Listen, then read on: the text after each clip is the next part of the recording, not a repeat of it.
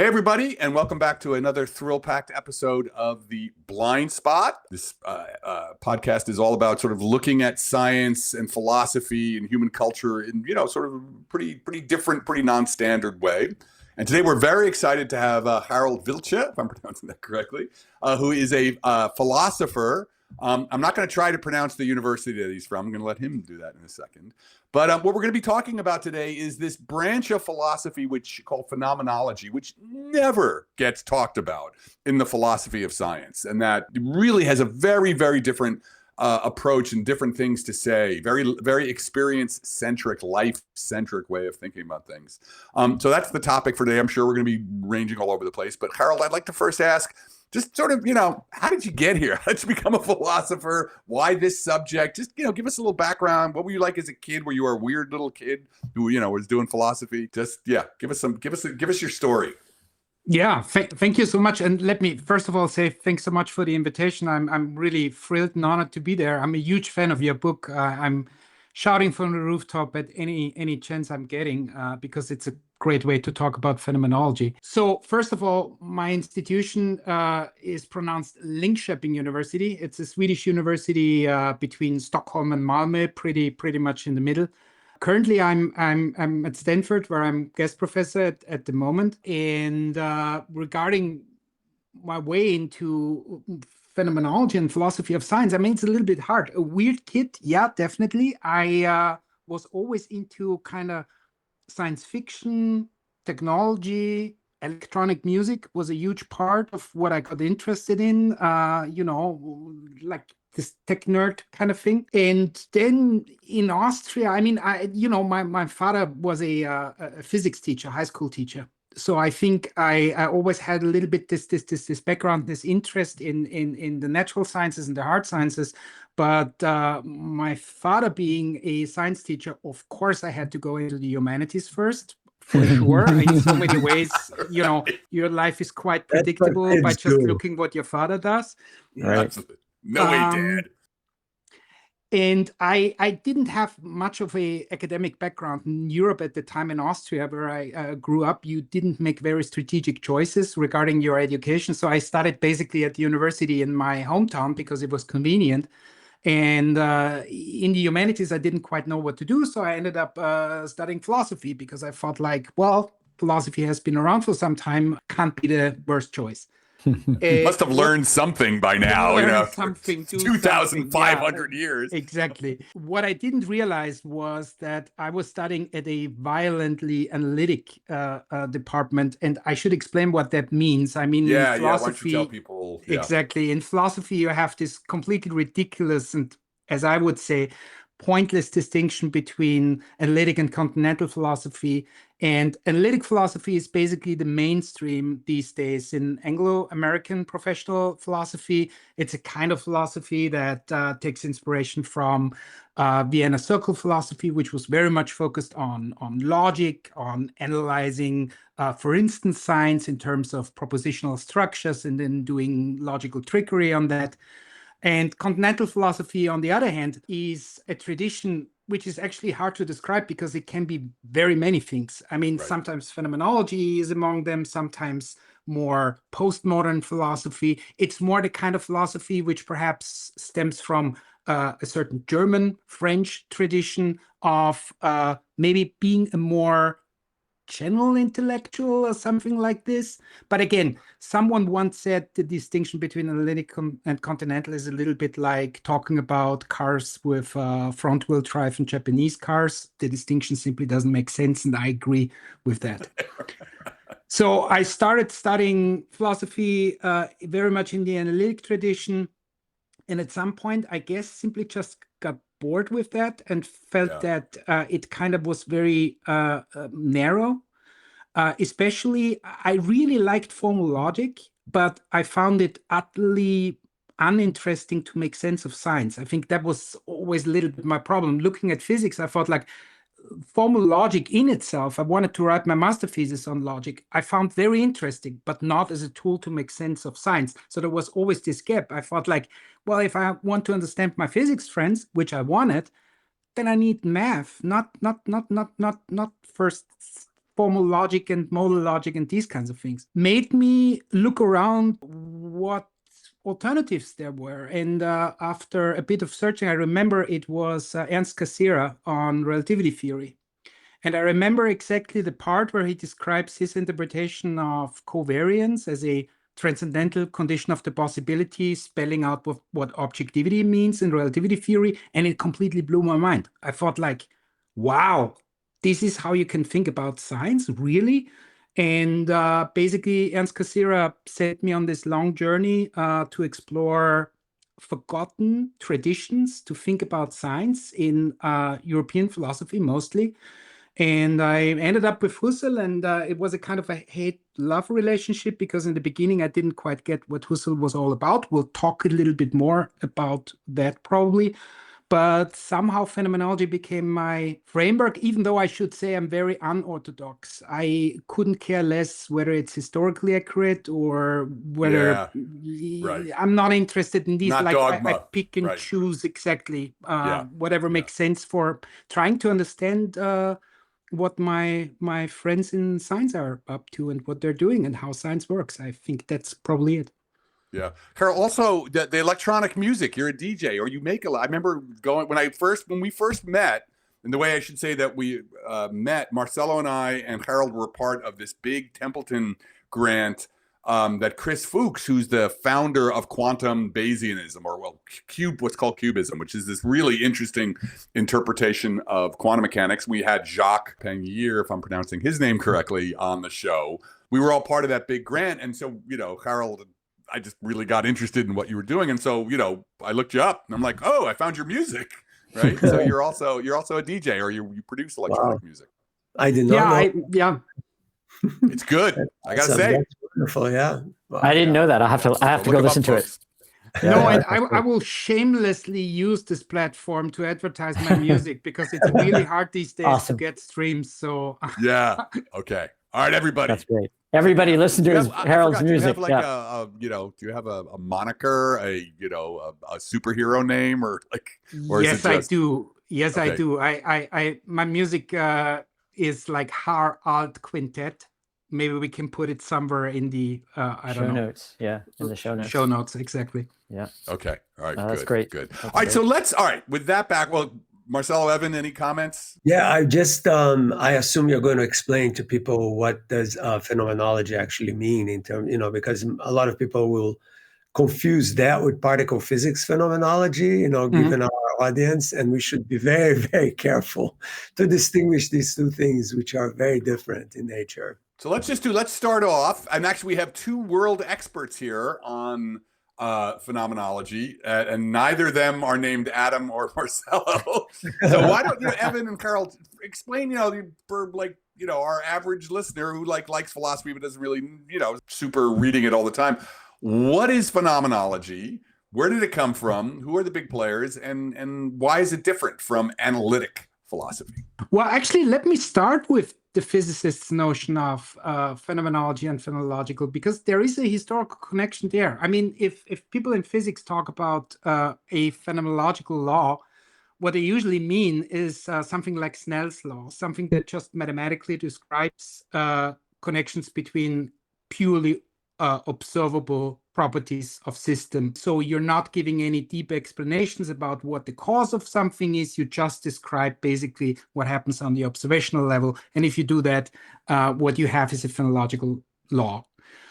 And to some extent, Husserl, Edmund Husserl, who is in philosophy one of the, if not the biggest name in phenomenology, wrote an article for Encyclopedia Britannica explaining where the name of phenomenology comes.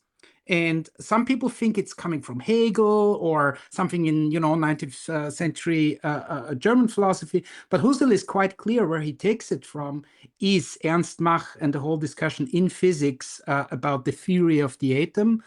So how deep should physical explanations actually go? Should we strive to tell the one true story about reality? Or is physics more modest in the sense that it should predominantly care what's happening on the observational level and not try to be the substitute of deep religious explanations that go all the way down? And Husserl says this is actually where I take the notion of phenomenology from, these discussions with Ernst Mach, because Husserl attended the lectures of Ernst Mach in Vienna when he was a PhD student in mathematics at the time.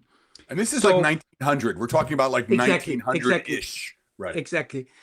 And like, if you were to ask me to describe what, to my mind, phenomenology means, then probably I would try to explain it a little bit also in autobiographical terms, because in my analytic schooling, there was one thing I always felt was extremely plausible as someone interested in science.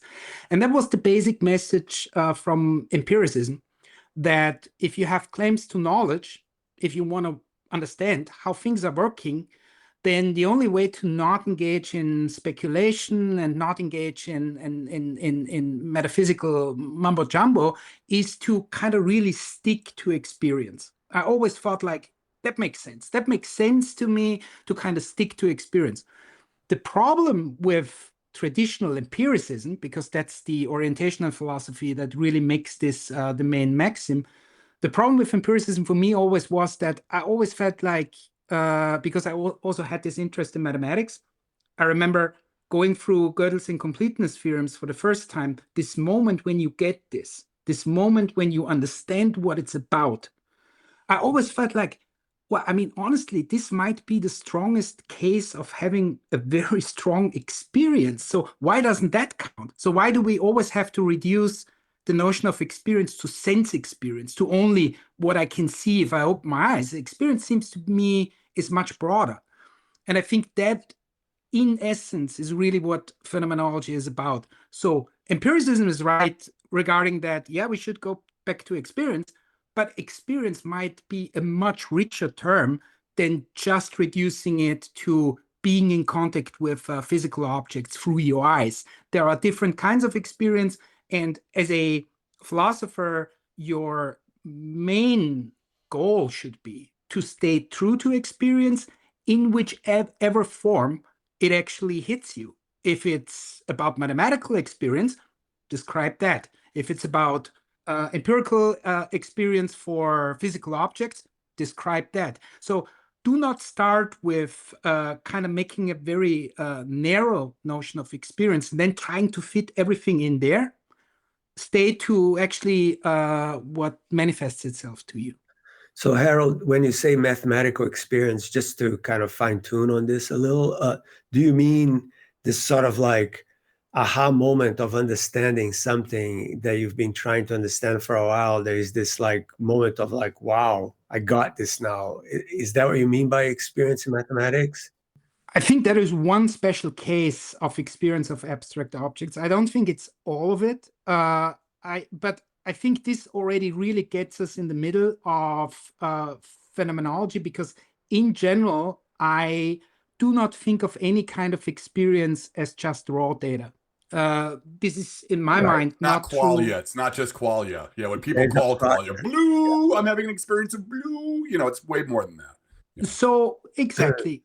Do you know, it's funny though, that I think in the Pythagoreans, talking about old-fashioned stuff, when I think they invented the word ecstasy to describe this kind of explosive understanding of something, so that's really, so it's been around for a while. I think this kind of experience is sort of like more of a mix of logic and epistemic at the same time. You're using logic to kind of study something, but you also have this information is about the world is coming from somewhere too. So it's a match. It's not just five senses, I guess. Is that? I'm just trying to kind of like get into this a little more. So I was just teaching a fourth year phenomenology seminar yesterday, and I had a student ask me, well, what exactly does Husserl mean by intuition? He uses this word intuition. What does he mean by that if it's not, perceptual intuition? And since Marcelo, you mentioned Pythagoras, the example I used was the Pythagorean theorem. So it's one thing to just say a squared plus b squared equals c squared, where you just have an algebraic equation and you sort of know the rules of the game in algebra, and you can derive it and prove it and so on. But it's another thing to think a squared plus b squared equals c squared and to have the comprehension of the geometry of the triangle with the squares built up on the side. So you actually intuit and see the mathematical relationships between the squares and understand the equation in that light. So that kind of like mathematical insight, mathematical intuition, that's human experience. That's the experience of the mathematician.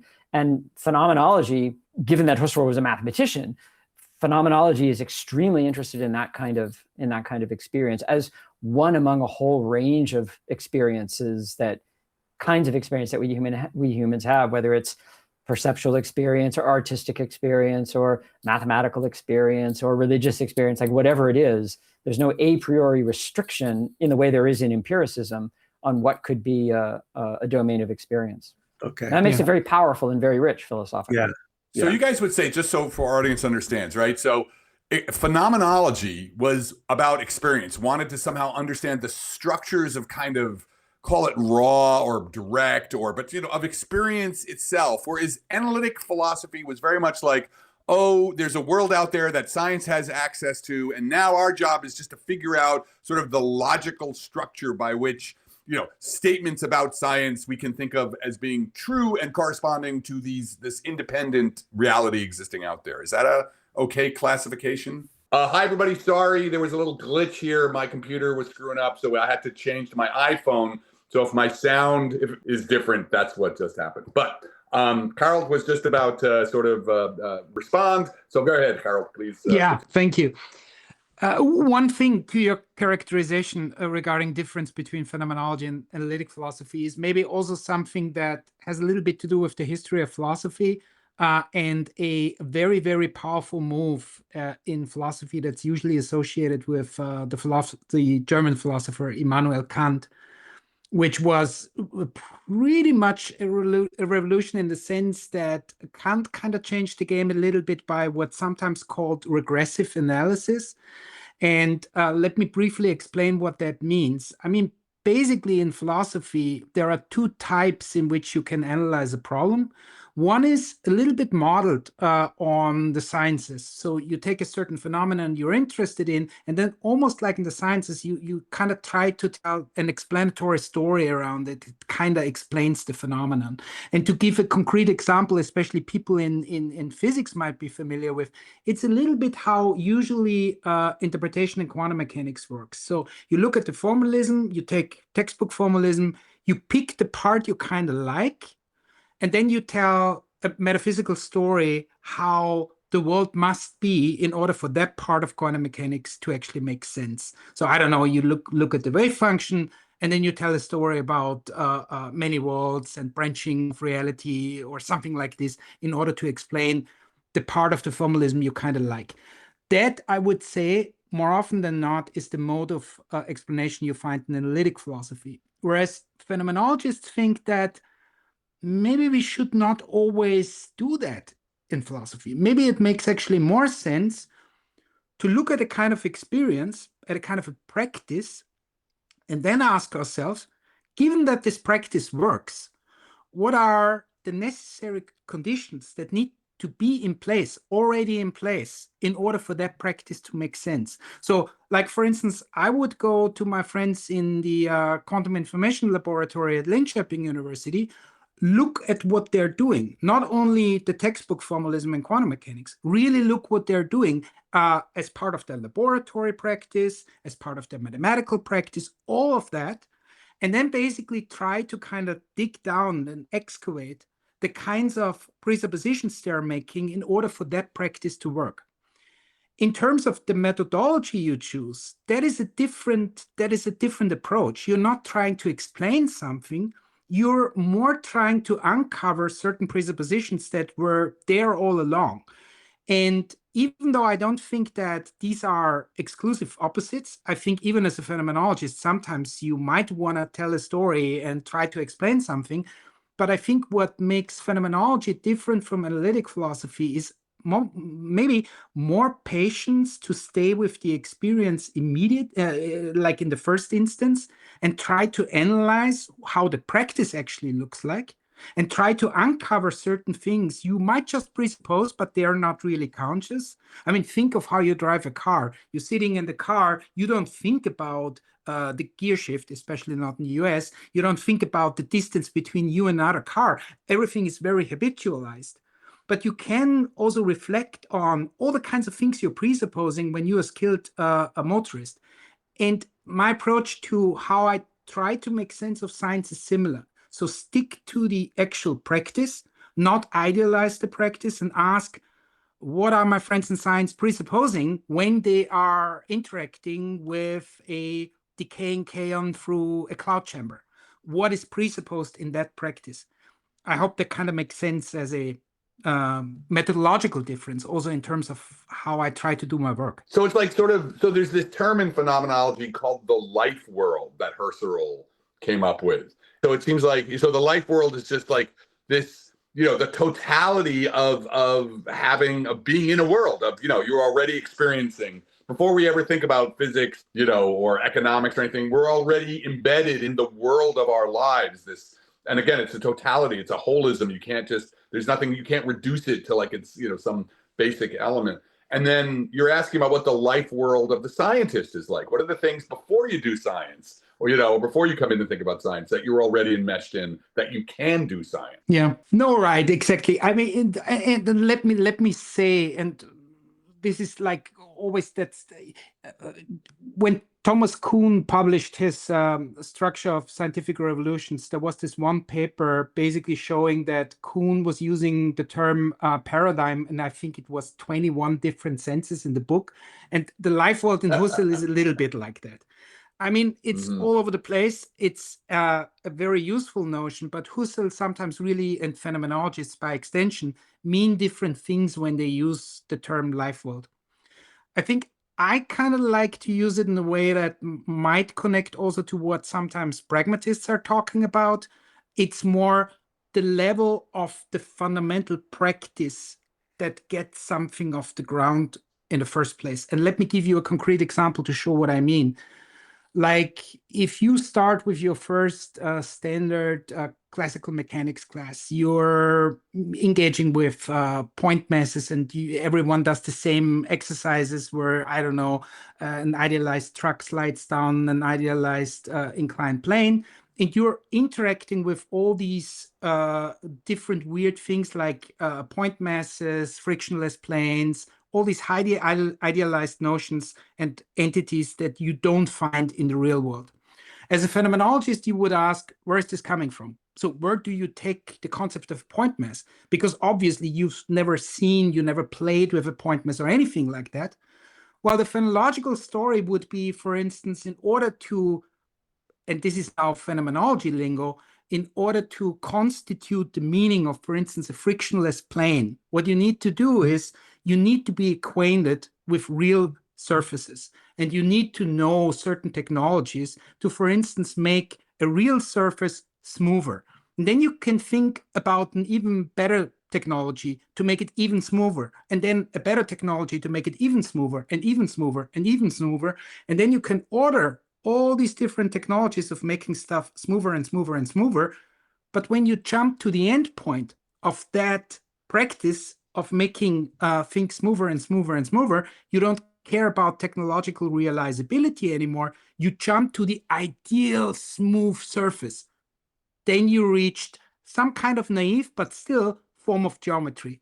But what I was just explaining was how a geometrical notion is rooted in the life world, how you need a life world practice. If you had no acquaintance with real surfaces, as a phenomenologist, I would say you would literally not understand what the notion of a frictionless plane is supposed to mean, what the notion of a Euclidean plane is supposed to mean. So all these things are rooted in more fundamental practices, even though you don't always have to go back to these practices. This is what Husserl describes as technization, or also sedimentation. So you can write these things down as a notation. You can learn these things without always going back to the primary practices. But at the end of the day, and this is what you describe in your book, The Blind Spot, in many different ways, if we forget about this basic foundation of even the most sophisticated mathematical notions, Hilbert spaces, and what have you,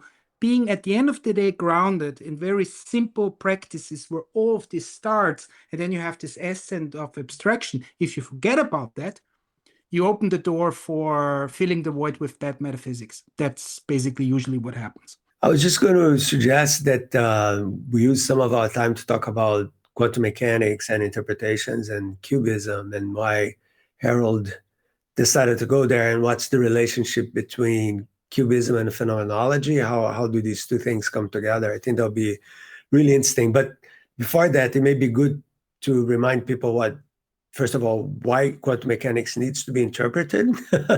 Because what does that mean? You don't interpret Newtonian physics very much, but quantum mechanics, you have to do it. And why there is a debate about that, and why do you lean towards, cubism? And I think those are going to be good topics, and I think they're going to keep us busy a while. First of all, disclaimer, I'm not sure if I'm leaning towards cubism. So now you tell us. No. now I'm spilling the beans. You're off. That's it. No. Yeah, no, that was clear to me reading, the introduction to your anthology on phenomenology and cubism, that cubism is phenomenology friendly and phenomenology is cubism friendly up to a point. But then, there's some outstanding questions that remain. So it'd be interesting to hear your thoughts on that as you tell us the rest of the story. Yeah. Totally. I think the short version of the answer is that if you look at so first of all, why do we need an interpretation of quantum mechanics? I think from a contemporary perspective, the answer is pretty simple. It is arguably the best theory humans have ever devised. It works like a charm, not only in terms of predictive success, also technologically. I mean, probably the next big thing after when people have realized that AI isn't that interesting, probably will be quantum technology on different levels and in different forms.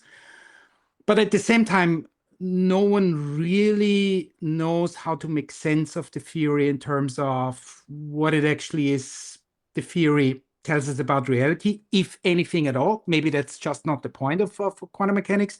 But there is this kind of difference between we can use it mathematically, we understand how to apply it to different situations, but we can't make sense in a similar way like we thought we could make sense, for instance, of classical mechanics, basically. Yeah, we addressed some of those topics here before, explaining that. And regarding what I find interesting about quantum mechanics as a philosopher is that, especially if you read the founding generation, so really the people who came up with quantum mechanics in the first place, if you read Bohr, if you read Heisenberg, if you read Schrödinger, all these people, then basically, I think all of them had the idea that quantum mechanics is really radical in the sense that it completely breaks with what we thought classical mechanics tells us metaphysically about the kind of world we're living in. And just to give an example, I mean, in classical mechanics, usually people would assume, for instance, that there is something like, at least on an idealized level, something like a maximum of non-disturbance, so you can get information of a system without disturbing it, at least ideally. There is a strict separation between the one who's doing physics and the physical systems you're studying. So you have a series of assumptions that seem to be built into not only the theory, but really also the concept of what we even mean with scientific objectivity. So like this line a little bit that scientific objectivity is what remains once you get the subject out of the picture. Like that was a little bit the old school thought about classical physics. And then quantum mechanics comes along, and for some of the founding fathers, it was pretty clear. Also, London and Bauer are interesting cases to say this very explicitly, that no, quantum mechanics actually contains, it's not only a physical theory, it contains an epistemology that shows that all these objectivist assumptions about the relation between us and the world, you cannot uphold if you try to stay true to the best physics we have. The attraction for me as a philosopher is that I think that basic line of thought is very close to what in phenomenology sometimes is described as correlationism, which basically is the idea that subject and objects are two poles of a correlation, and you can focus on one side or you can focus on the other, but you can never fully separate them. They are really always given in this kind of unison, it's this amalgamation. And at least according to some of the interpretations of quantum mechanics agrees with that basic message that to completely separate subject and object might be kind of an idealization, but it's definitely not something we should presuppose is a good way to think about how reality and ourselves and the relation between the two actually works. I think that, like, as a short story, is what makes quantum mechanics interesting for me as a philosopher. What about classical physics, right? I mean, in that case, it's easier to do this objective separation. Yeah. Right? And to me, one of the biggest mysteries is how to go from one to the other. This sort of what we tend to call the classical limit, of quantum mechanics, which is really a construction. It's not very well understood. You can write equations and take limits and do things like that. But I mean, if quantum, because nowadays, correct me if I'm wrong, but the way we think about the world is really through quantum mechanics, not through class. So quantum mechanics is the foundational theory, and classical physics is the real interpretation, is the approximation. Let's put it that way, right? So at some point, you have to go from one to the other, right? And in terms of phenomenology, is there a rupture? I mean, is there some sort of or can you do this smoothly from one to the other? It's a very complex question. And Yeah, I think also, yeah, and also, I mean, phenomenology and physics is also a field that I think was pretty much non-existent only a couple of decades ago, but really is becoming more and more of a thing. So even today, if you look at phenomenology, there's not just one way how people try to make sense of, for instance, quantum mechanics. I mean, that's always part of the professionalization of an area. Now, in the meantime, you have probably 3, 4, 5 different offerings just in phenomenology of physics of how to think about quantum mechanics. So even there, it's a little bit hard to say something like general, but I think there is a certain tendency in phenomenology to reject a basic representationalist assumption about science in general, which means that traditionally we thought about science, about the wonderful mathematical models and equations in which science is communicated as representational vehicles. So basically, you have a mathematical model, and the idea is if you have a mathematical model about the solar system, it's like having a small solar system in your pocket. It's like a mirror. It really tries to represent the real thing which is out there. And sometimes models are exactly that, even for phenomenologists. I mean, sometimes we want to model how fluid goes through a pipe, and then you have certain mathematics, how you can do this. Some of these mathematics contradict each other quite a lot, also on basic ontological questions.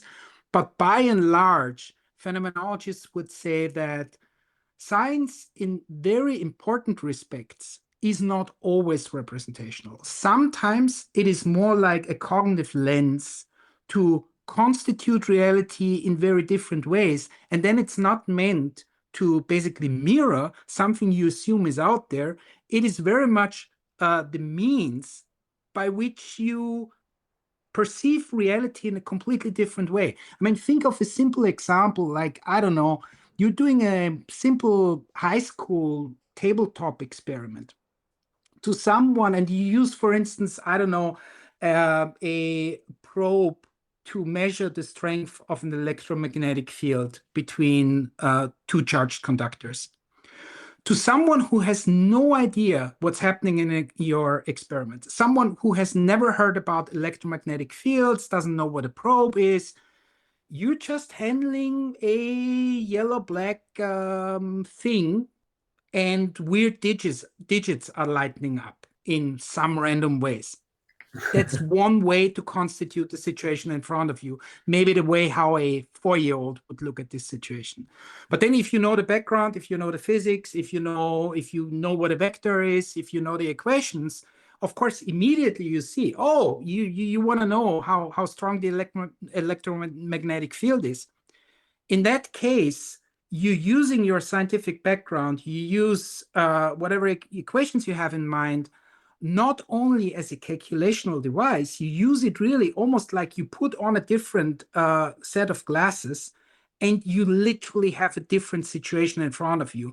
That's what phenomenologists call constitution. So using something like a theory to really kind of almost like create a new version of reality, as it were. And I think phenomenologists are naturally drawn to think about science not so much as a representation of something that's really out there, more of a tool to kind of have some kind of advanced version of perception. So that would bring it very close to how Bohr handles the relationship between Niels Bohr, between the macroscopic and the microscopic in the case of the experimental device as a macroscopic system that you're engaged with, and then the microscopic interventions and observations. Is that exactly accurate? Yeah. Okay. Yeah, I mean, I think in Bohr's case, it's a bit tricky depending on how exegetical you want to be with the real Bohr. But I think at the end of the day, the basic message is that almost like your experimental apparatuses, also natural language, are almost like necessary conditions of the possibility to have quantum experience at all. So you're using something like a measurement device, like in a similar way how I just talked about the theory as a kind of a cognitive lens to open up a new way to perceive reality. I think that is very much something that is in Niels Bohr's philosophy.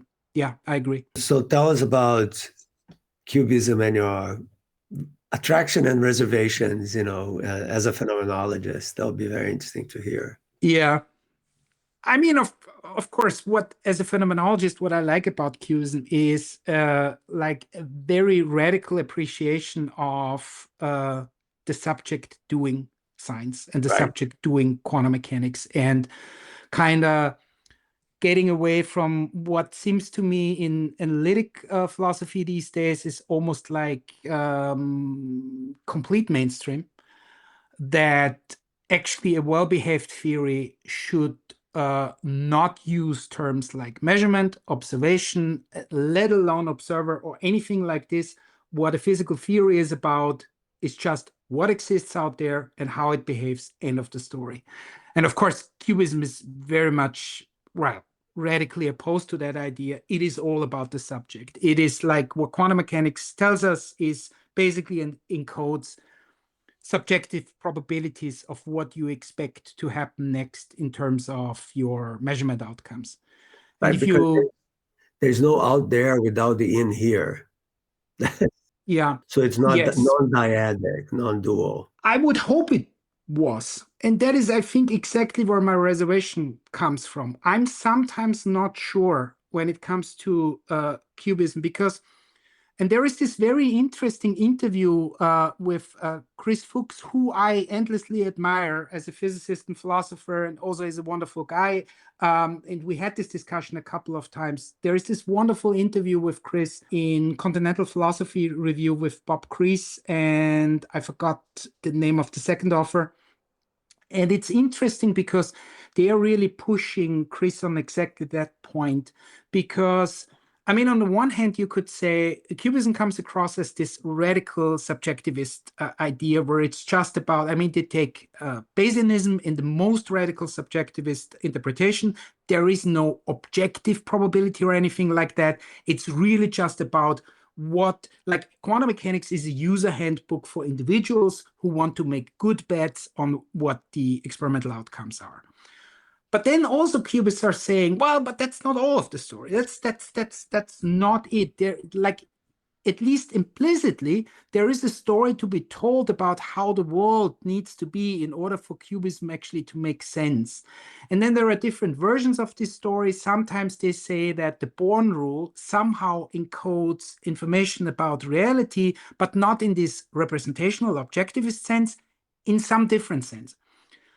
Maybe it's just me, but I'm not exactly getting the details of the story there. So how the subjectivist part fits together with the idea that it is still realist in some minimal sense, then there is a lot of Wheeler hand waving with participatory realism. And I'm not 100% sure how this works. This is not an argument against Cubism as a research program. I think Cubists are very much aware of this and trying to come up with solutions. And that's what I find exciting. It's a living development that's ongoing, and Cubists are very much aware of this.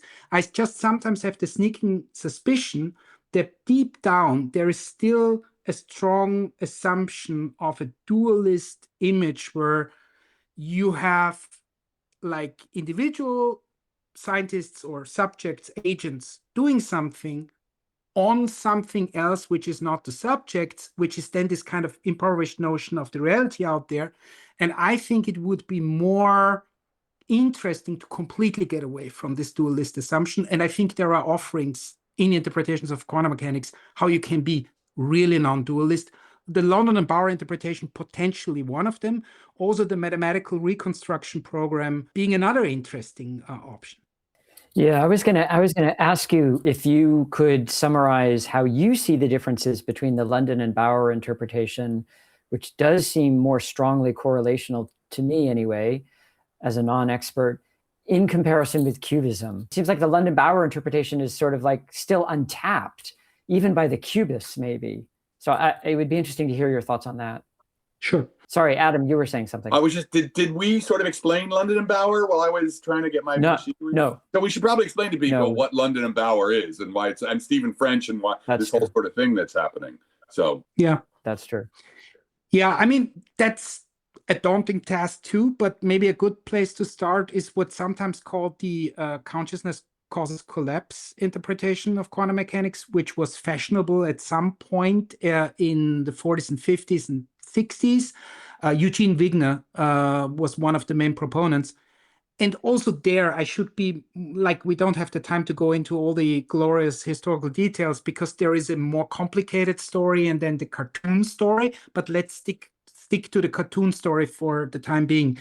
The idea of the consciousness causes collapse interpretation was basically, in order for the wave function to collapse from superposition state to the one state you actually observe in your experiment, you need human consciousness to somehow intervene with whatever quantum reality is up to. So you need someone to actually open the box, a human, look at what's happening, and then all of a sudden, somehow magically, the superposition state collapses to the one. And it's worth noting, this was the New Age stuff, right? All the 70s Tao of physics stuff was very much this idea that, like, oh, consciousness collapses the wave function. It's important to sort of see that. I mean, I have a hard time imagining Eugene Wigner as a New Age guy. No, but I'm saying that's you're right. Up on. That's what. Yeah. No, it was his friend. His friend was the New Age guy.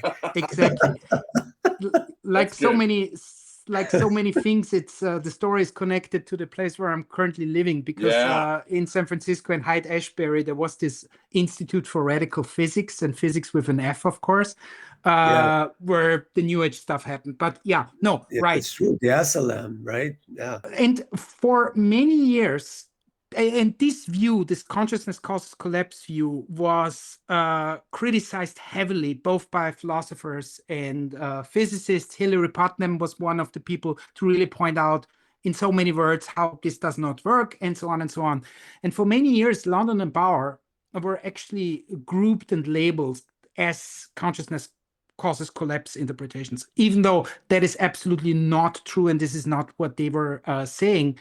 And all the thanks and glory for this discovery goes to Stephen French, who was the first one to actually realize that especially Fritz London was a phenomenologist, because before he started, I mean, he was the guy who later ended up inventing quantum chemistry. But before he did that, he already had a philosophy PhD with Alexander Pfänder, who was one of the major phenomenology people in Munich at the time. So he was a phenomenologist with a PhD in hand. His first publication was in a philosophy journal. We should say that, okay, so what we taught, London and Bauer, was this paper that Fritz London, and I can't remember the other guy's name, Bauer, wrote in 1938. It was this paper, this monograph, long paper, that was written in 1938 And it was one of the first papers to sort of ask about what is the measurement problem in quantum mechanics. Yeah. And the point was this paper got lumped with something else. It was kind of forgotten. It wasn't recognized. And just recently, this book was written by a philosopher, Stephen French, who said, oh, wait a minute, this paper, London and Bauer in 1938, was a phenomenology paper. It was a phenomenal interpretation of, Exactly. And the point, and to really give the short version of the quite also technically involved London and Bauer, yes, that's the book, Stephen French, wonderful book. Everyone should read it. There is also a special edition in Studies in History and Philosophy of Science with papers on Stephen's book, which might be a good complement. In any case, the core of the London and Bauer approach and interpretation is basically that what quantum mechanics encodes is really the correlation between subject and object, very much in the way how phenomenologists think about the basic correlation that exists between, and I shouldn't say between, because that always immediately kind of suggests that there are two things and then there is a relation. Really, the story is there is one thing. There is one kind of, I call it with Heidegger Dasein, call it with Merleau-Ponty flesh. So we are in the middle of things. And then basically you can start to reflect on yourself as one pole and maybe something you constitute, the coffee cup over there or something like this. And basically the London Bauer story is this is exactly what quantum mechanics encodes in mathematical fashion. So always in the wave function, if you write it down, it's not just entangled states between a measurement apparatus and the physical system. It also includes the observer. And now how do you explain the moment when the superposition of the wave function kind of implodes to the one state which you observe? For London and Bauer, this is no physical event. Nothing physically is happening. This is just the event where the observer basically switches into a reflective mode and asks themselves, where am I physically in this whole state, in this process that involves right in front of me? And in order to understand what London and Bauer are trying to say, think, for instance, how you engage with your surroundings when you, for instance, do sports or drive a car. You're in the middle of a process. You're engaging with your surroundings. At no point you're actually asking yourself, where am I? Where is the steering wheel? Where is the gear shift? Where is the other car? No, you're in this process. And how the world presents itself to you is basically through many different possibilities. Oh, I could turn left here. No, but actually I want to turn right, and so on and so on and so on.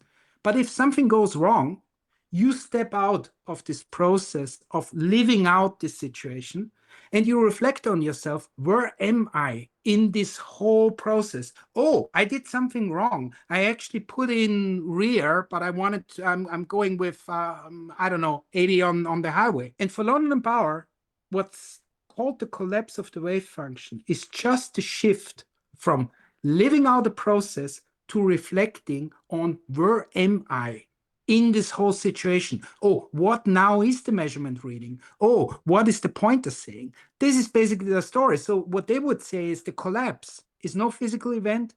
Also, consciousness is not separated from quantum description. It is all part, and you have two basic modes to interact with reality, which is a straightforward mode of experiencing or reflecting on what just happens.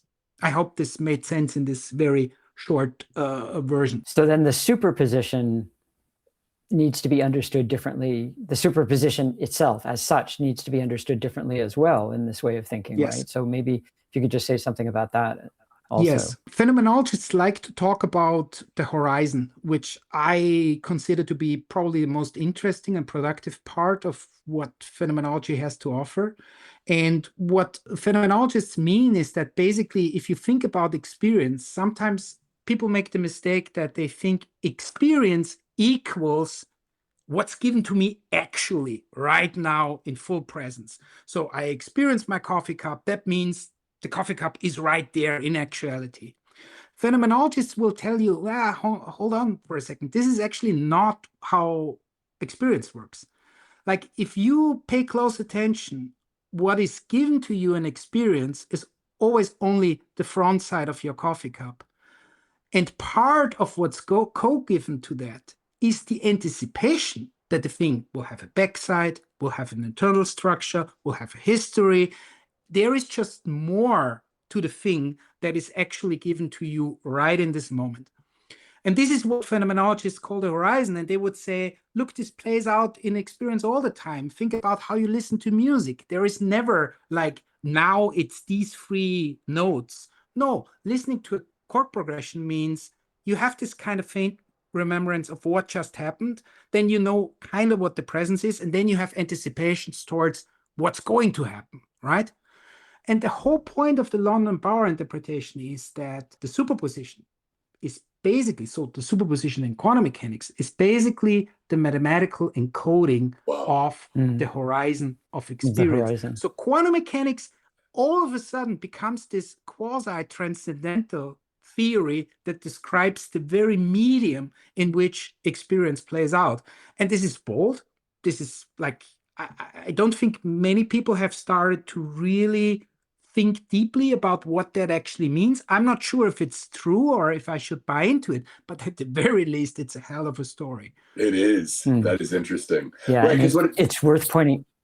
I was just going to say it's worth pointing out in connection to something you said earlier that has to do with the difference between the way phenomenology is experienced first versus the way empiricism is experienced first, is that there's no notion of the horizon in empiricism. It's as if experience is flat and has no horizontal depths or contours, whereas the horizon is absolutely central to phenomenology. Completely agree. I was just going to say, I think the really radical thing here is that, you know, for most people, right, they hear about quantum mechanics. It's the thing, oh, the cat is dead and alive. How is it possible that, you know, the universe has got parallel multiple universes? It's always what, you know, quantum mechanics is so weird. It seems to like propose these science fiction narratives. And I think what's so amazing about, you know, the phenomenological approach, you know, maybe this is what Cubism is saying, or something that's going to, some version of quantum Bayesianism, which is going to, you know, imbibe phenomenology, is that, you know, it's not that weird. It's not the cat's dead and alive at the same time. No, that's not what this is saying. It's something much more both weirder, but also much more ordinary. And I think that's really the potent power of this view. You know, it just does away with all that sort of science fiction storytelling that we've gotten used to. Yeah. I always think that superposition, in a sense, it's a result of us humans trying to make a story between point A and point B when we have no idea of what happens between point A and point B. We start with point A, which we understand, and then there is a point B, which we measure. And this weaving of stories in between is a construction that necessarily does not have anything to do with the real world, you know? And so it's just because we are such storytellers that we have to come up with something that justifies that way. Why is this point B here and the other one? I run the same experiment and I have a different point B. You know, what's going on here? How could the same beginning of a story take me to two different ends, right? And you have to come up with this in-between narrative, which is where the weirdness comes from. But there is no real weirdness in a sense because we just made it up through these. It's the objectification of that saying, like, what, as you said, like the real world. What is the real world out there, independent of us, doing? And this view says there, you know, that's not the right way of thinking about it, neither in here or out there. That pole, you know, what they call the poles of the ego and the, you know, the subject and the object.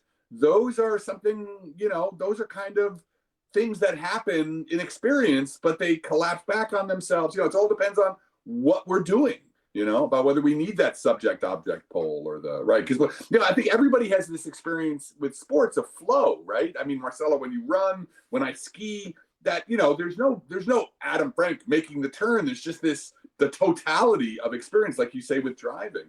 And it's only in reflection that suddenly there's me, and now what should I do? What kind of turn should I take next? We're at 58 minutes, which is longer than we usually go, which just Harald shows how interesting this conversation has gone.